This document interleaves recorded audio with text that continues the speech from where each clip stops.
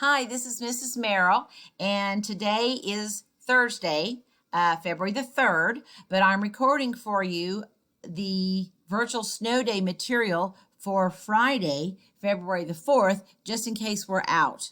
So the first thing you see, there are three things you need to do. The first thing you see is that bell ringer, that focus that we do every day in class. You'll need to get that from the Google Classroom and put it on your own paper, and then make sure that you show your work.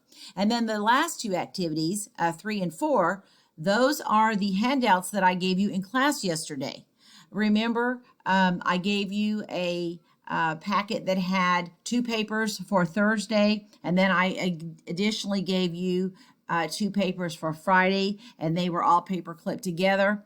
Well, the first 2 are for Thursday, and then the second 2 sheets would be what I'm talking about here, which is what you would do for Friday. So basically, you've got the focus to do, and then you've got the sheets in that paper clipped packet. So there should have been 4 sheets in there, two for Thursday, and then assuming that we're out Friday, you would do those 2 as well.